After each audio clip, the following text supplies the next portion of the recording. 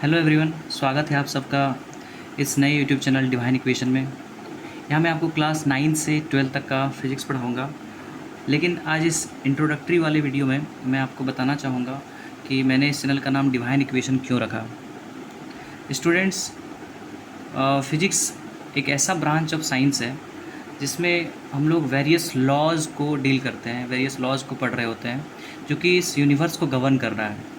मतलब कि जो भी हमारे आसपास प्राकृतिक घटनाएं घट रही है, जो भी नेचुरल फिनोमेना घट रहा है, चाहे वो इंद्रधनुष का बनना हो, चाहे गर्म चाय की प्याली का ठंडा होना हो, चाहे दिन और रात का होना हो, चाहे सर्दी गर्मी और बरसात का होना हो, या फिर एक मूविंग बस में जब कोई पर्सन बैठा हुआ रहता है और अचानक सडनली जब ब्रेक को अप्लाई किया जाता है तो उसका आगे की ओर लीन होना हो, या फिर एक एप्पल का, वो न्यूटन वाले एप्पल का नीचे की ओर अर्थ की ओर गिरना हो।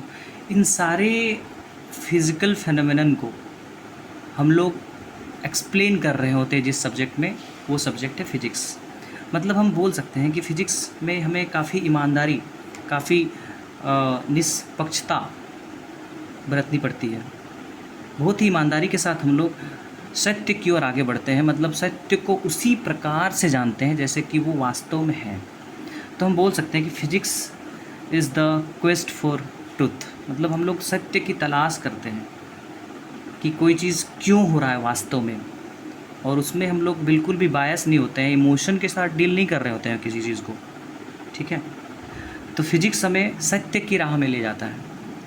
ठीक है, हम लोग यहाँ पे वेरियस इक्वेशंस पढ़ते हैं जो कि एक लॉ ऑफ नेचर को बता रहा होता है, और जो उस लॉ ऑफ नेचर को एक्सप्लेन कर रहा होता है उसका लैंग्वेज क्या होता है। मतलब उसका लैंग्वेज, नेचर्स लैंग्वेज क्या होता है, मैथमेटिक्स।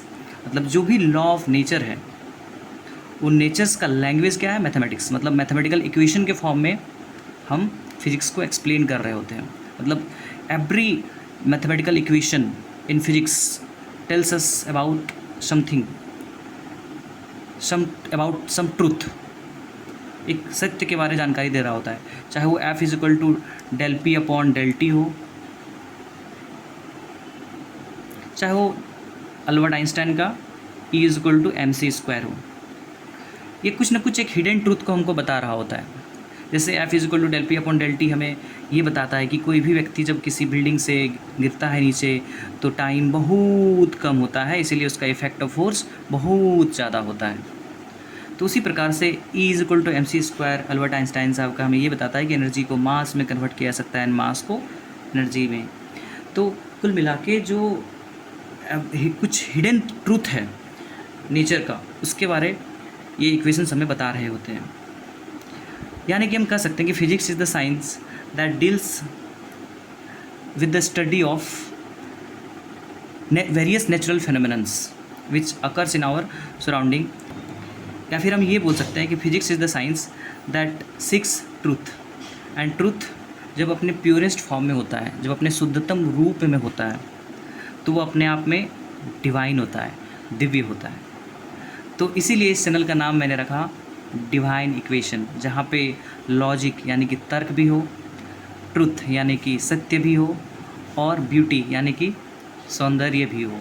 तो इन सब का समागम है डिवाइन इक्वेशन। तो मैं आप सबसे चाहूँगा कि आप भी हमारे साथ इस जर्नी में ज़रूर जुड़ें और फिज़िक्स को सीखने का प्रयास करें। तो आप भी अगर हमारे साथ इस जर्नी में जुड़ना चाहते हैं तो इस चैनल को ज़रूर से सब्सक्राइब करें, और साथ ही साथ उनको भी ज़रूर शेयर करें जो फिज़िक्स को सीखना चाहते हैं, एक्सप्लोर करना चाहते हैं। तो आज के इस इंट्रोडक्शन वाले वीडियो में बस इतना ही। तब तक के लिए बाय।